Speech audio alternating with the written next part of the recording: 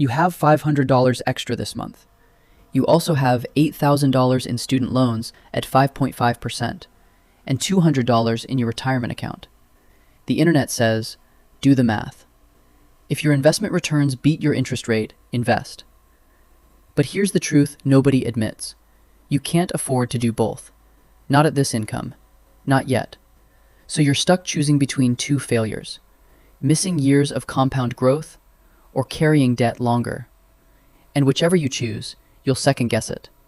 That's not a math problem. That's an impossible choice. Let me show you how to make it anyway. Why this question breaks people. Here's why you're asking this. You feel behind on everything. Debt you should have paid off, retirement you should have started, savings you should have built, an income that won't cover all three. So you're hoping someone will tell you it's okay to focus on one. Here's what I'll tell you. You're not behind. You're making a choice with limited resources, and both choices have costs.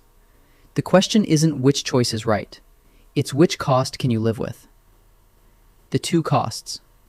Let me be direct about what each choice actually costs. Cost of paying off debt first. You take that $500 per month and attack the $8,000 at 5.5%. Debt gone in 17 months. Then you start investing $500 per month. Here's what it costs. You miss 17 months of market growth on that $500. If the market averages 10%, that's about $4,500 in missed growth over 30 years. Not because you did something wrong, because you chose debt payoff over growth. That's the price of peace of mind. Cost of investing first. You invest $500 per month. Pay minimums on the debt. The $8,000 takes 10 years to pay off at minimums. Here's what it costs. You pay an extra $2,200 in interest over those 10 years. Plus, you think about the debt constantly. Every month you see that balance. Every month you wonder if you made the right call. That's the price of following the math. What the math actually says. Let's be honest about the numbers.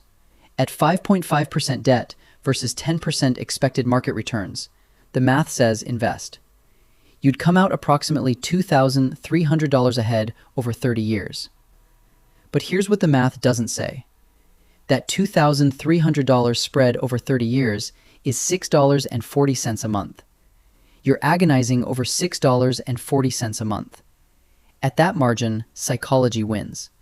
Because the wrong choice costs you basically nothing. But the mental cost of the choice you can't tolerate? That's real. The 4 real outcomes. Let me show you what actually happens. Not the theory, the reality. Person A. Paid off 5% debt, then invested. Debt gone in 2 years. Started investing. Year 3. Market went up 60% in those 2 years. Missed about $8,000 in growth. I know I left money on the table. I sleep great. I'd make the same choice again. Person B. Invested first, kept 4.5% debt. Invested aggressively. Paid debt minimums for 8 years. Made an extra $15,000 in market growth. The math worked, but I still think about that debt every month. I'm richer and stressed. Person C. Paid off 4% debt, then market crashed. Paid off everything in 18 months. Started investing. Market dropped 30% right after. I got incredibly lucky. Feels like I dodged a disaster. Person D. Invested first, emergency hit, went back into debt. Followed the math. Kept 5% car loan. Invested the difference. Lost job. Year 2. Had to use credit cards. Now carrying 22% debt. I did what the math said. Now I'm drowning. All 4 followed a strategy. 2 came out ahead. 2 have regrets. That's not because 2 were wrong. It's because life doesn't follow spreadsheets. The real decision tree. Here's how to actually decide. Step 1. Do you have $1,000 saved? No arrow. Stop. Save $1,000 first. You can't pay off debt or invest if the first surprise sends you into crisis mode. Step 2. Is your debt above 10%? Yes arrow. Pay it off. Now. High interest debt destroys everything. There's no debate here. Step 3. Does your employer match 401k? Yes, Arrow. Get the match first. That's free money. 50 to 100% instant return. Nothing beats it. Step 4. Now the real choice. Your debt is 3 to 7%. You have $500 per month to allocate. Here's what each choice actually costs. Option A. Pay off debt in 2 years, invest. Year 3 onward. Cost. Approximately $5,000 in missed market growth, if market average is 10%. Gain. Debt gone, mental space freed, can invest without guilt. Option B. Invest now, pay debt minimums for 10 years. Cost. Approximately $2,000 extra in interest, 10 years of thinking about debt.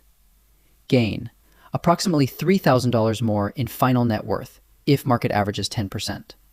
The difference? About $8,000 over 30 years. That's $22 per month. At this margin, ask yourself, can you carry $8,000 of debt for 10 years without it draining you? If yes, invest. If no, pay off the debt. The psychology nobody explains. Here's what determines whether you can tolerate debt. 1. Past experiences. If you grew up watching debt destroy your family, you can't tolerate it, no matter what the math says. That's not irrational, that's wiring. 2. Income stability. If your income is stable and predictable, debt feels like a tool. If it's volatile, debt feels like a trap. 3. Cognitive style. Some people can mentally separate what I owe from what I'm worth. Others can't. When they owe $8,000, they feel $8,000 behind, even with $10,000 saved. That's not a personality flaw. That's how some brains process debt. And if you're wired that way, following the math will make you miserable. The honest answer. Here's what I'd tell you if you asked me directly. If your debt is above 7%, pay it off. The math and psychology align. If your debt is below 4%, invest. The interest cost is so low, it's almost free money. If your debt is 4 to 7%, where most people are, the math is close enough that you should choose based on which cost you can tolerate, missing growth or carrying debt. Both have regrets built in. Pick your regret, then commit, because the only wrong choice is staying paralyzed doing neither. Final thought. There's no universally right answer. There's only which trade-off can you live with. If you're the person who'll think about $8,000 of debt every single day for 10 years, pay it off. The $3,000 in missed gains is worth less than 10 years of mental space. If you're the person who can carry debt without it bothering you, invest. The $2,000 in extra interest is worth less than 30 years of compound growth. The wrong choice isn't paying off debt. It's not investing. The wrong choice is the one that doesn't match how your brain works. Make the choice. Commit to it. Stop second guessing. If you want money advice for real people at real incomes making real trade-offs, that's what this channel is for. And if you want to walk through your specific numbers, drop them in the comments. I'll help you think through it. But you don't need me to decide. You already know which cost you can tolerate.